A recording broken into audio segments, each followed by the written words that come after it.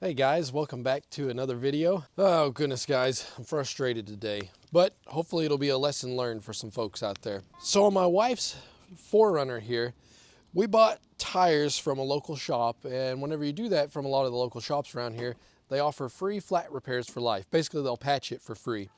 Well, this particular tire has been patched twice now in the same spot with a slow leak, and it's leaking again.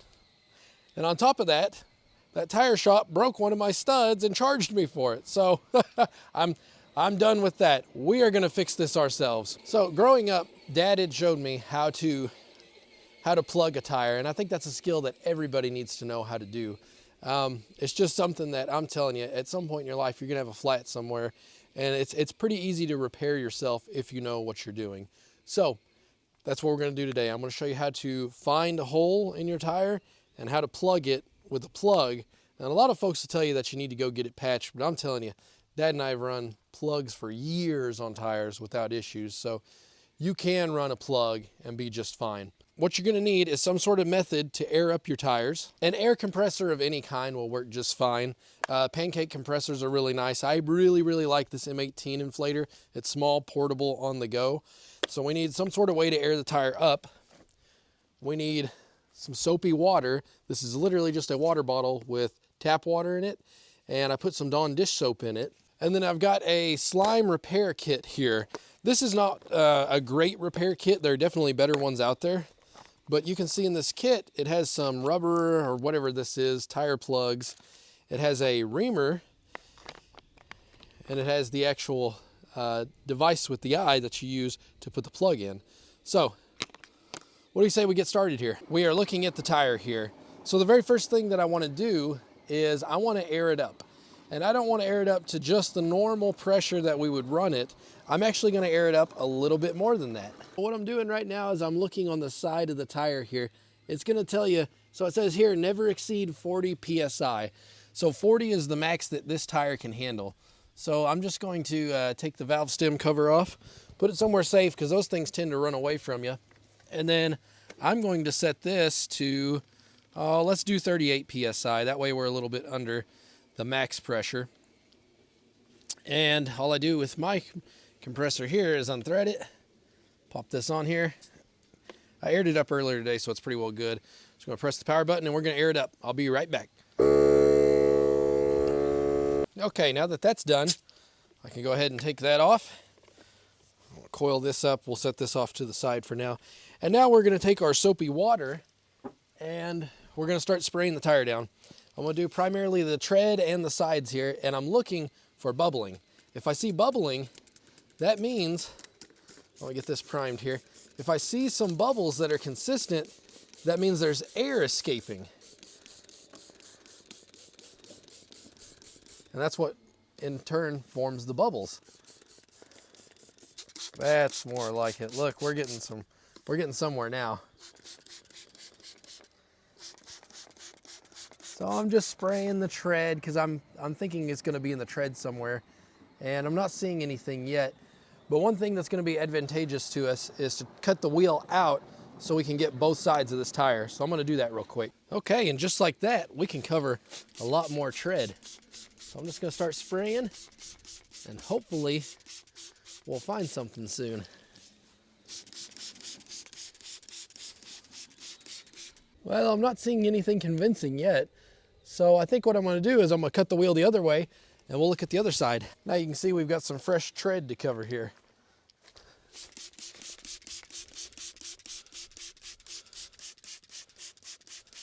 Well, looky there. I think I found it, guys. Check this out so you can see what I mean. Do you see this right up here? See how that's bubbling up? That tells me right there, all those bubbles. That means we have got a leak right there.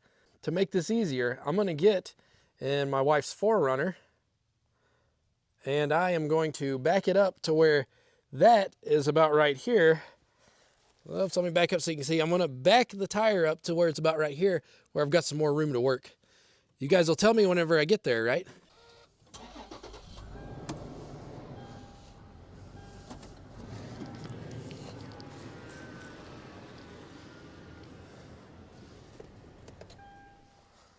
Okay, I think I'm about happy with that right there. Sorry you guys are kind of in the shade there, but that's where our hole is, no doubt. What I'm gonna do is I'm just gonna spray a little bit more so we can clean that up just a little bit. Seems that my hole's right in here. So if I take my spray, give it a bit more, see where the bubbles are popping up out of right there? That means that's where my hole is. So my first task is to take my reamer and I'm gonna make that hole just a bit bigger is my goal. You can see this reamer here has got a lot of rigid edges on it, and that's what makes the hole a bit bigger. So we're gonna try to make that hole a bit bigger.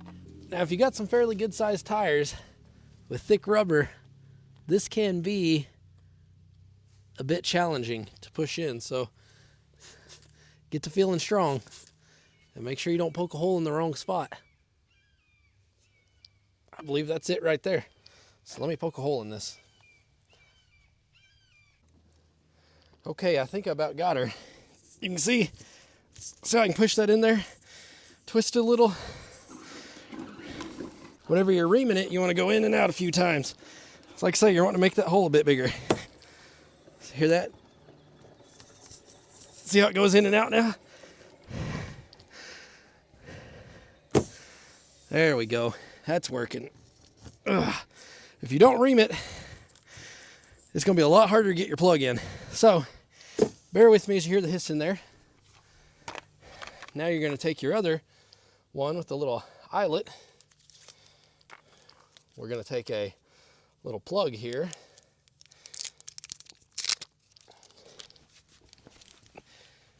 Now, you guys that are really pros at this, let me know what these are called besides just a tire plug. What are they made of? Let me know in the comments. I'm just going to get one of these. And now we're going to take it. We're going to feed it through the eyelet here. Just like thread and needle. And then you get it halfway through just like that. In that same hole that we had earlier. If you're having trouble finding it, you can always spray again. See, there it is. And then that hole, run this tool through with your plug.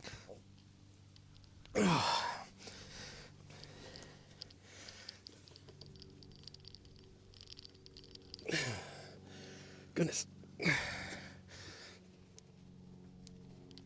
Once you get it most of the way in there, you don't want to push this plug clear all the way through. You want some ends sticking out. Then you just twist a little and then just pull this out pretty quick. Just like that.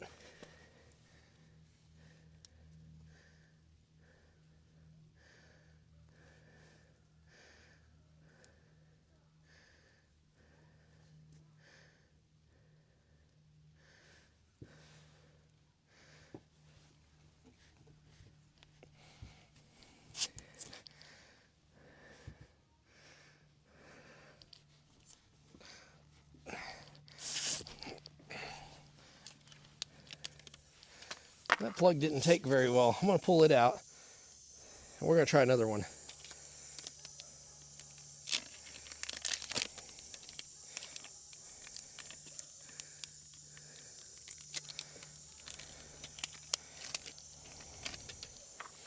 Hear that air escaping? This is why you need a compressor. If you don't have one, make sure you have one, because whenever you're on the side of the road and you get aired down like this, it's not a good thing. You want to have a way to air back up. Hey, Dad. That I am, buddy. Goodness. Okay, we're going to see if we can get this out now. Perfect. Oh my gosh, that was big hole. Not anymore, we got it plugged. Boy, we finally got it, guys. Whew, that was a tough one. Okay, I'm gonna spray this. And all I'm doing is watching to make sure I don't see any more bubbles. Whew. I don't see any, guys. I think we got it. So, now I'm gonna take one of the best EDC knives known to man, the Benchmade 940, and I'm just going to cut the little tail of this off. This is pretty thick stuff, so it's a bit of a job.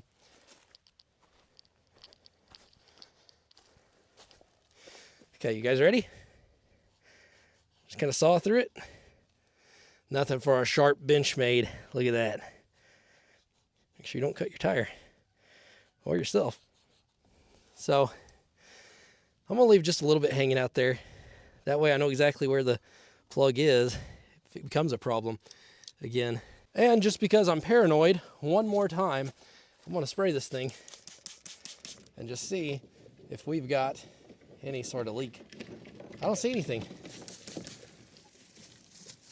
I think we're good, guys. I'm sorry, that's like right in the shade there where the sunlight should be. I should have thought of a better spot to shoot this.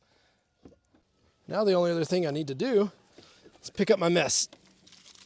Always make sure you pick up after yourself. See, there's my bad plug. I didn't get it in quite far enough, so it just came right back out. You can see this is a sticky, messy material here. So let me put my kit back together. Like I say, I'm gonna leave a grade, or I'm gonna leave a link to a better set than this.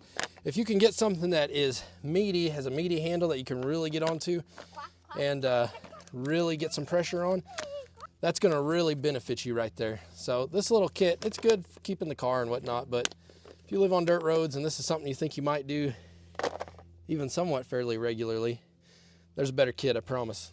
So the last thing you guys need to do once you got your plug in and you know it's the pressure that you want is we need to air the tire back up, right? We lost pressure. It only makes sense we're adding it back. This tire calls for 32 PSI, so 32 it gets. Boy, look at that, it's still at 34. We didn't even let out that much air. That's great though, that's great. I am gonna let a little bit of air out.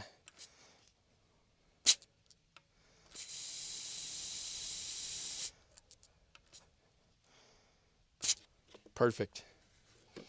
And then don't forget what I tell you about earlier. Where'd you put that valve stem cover?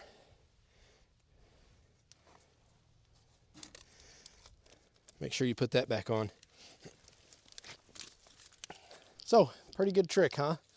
This will get you by, honestly, indefinitely. Might not hurt for every day for a week. Maybe just check it, make sure you don't have any leaks. Check your tire pressure, and then maybe once a week for a month, come out and check it. Just make sure you don't have any either other leaks or you're still leaking around that plug. But if it's not leaking by then, it's probably not gonna leak. Or if it bothers you and you don't feel like this is the right method, plug it and then take it to a tire shop. That's fine too. I just know this is a cheap way to do it yourself.